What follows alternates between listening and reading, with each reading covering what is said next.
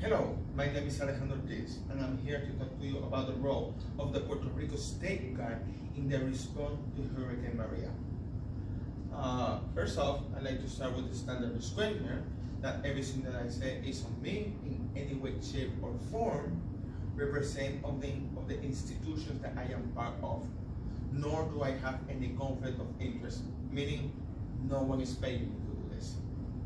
I'd like to start with a mean story, an almost evil story.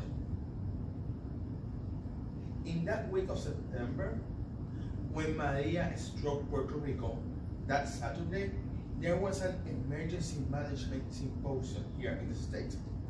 One of the things that happened in that symposium was that the intelligentsia of emergency managers were there. City, council, state emergency managers participated. The Air National and the State Guard were there. FEMA, the Public Health Commission Corps was there. And one of the things that happened is that Puerto Rico and Maria became our case study. We identified challenges. We identified possible ways to deal with those challenges. We developed the plans of how to deal with it. At the end of this session, one person asked, what are we going to do? The response of the lead of the symposium, the State Surgeon General, he said nothing. We are not going to do nothing in Puerto Rico. And that's the greatest lesson that as an emergency manager you're going to have.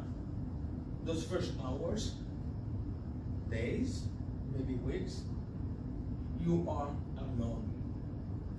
You will have to deal with that emergency, with that disaster, by yourself, with the plans that you develop and the resources that you have been able to manage.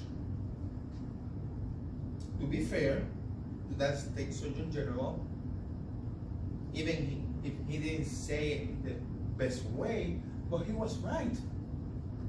Think about it. Getting to Puerto Rico is not easy. If you have the resources, the supplies, how are you going to get them there? Are there the necessary IMAX in place that we can actually do this job? Once our people are there, who's going to take care of them? If they get hurt, who will take care of them? Who will be responsible? There are way too many factors that we need to take into account before we can actually effectively help another place. So, locally, we have this preparedness circle. How do you do it? You develop a plan, right? Then you recruit your people, you train your people, you gather your equipment, you organize your equipment. Now you train your people on how to use that equipment. You go out to the field and you train. Then you assess your strengths, you assess your weakness, you have lessons learned. And with those lessons learned, you modify your plan.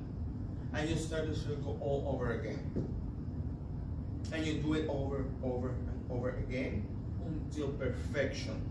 Once the disaster strikes, you are ready for it.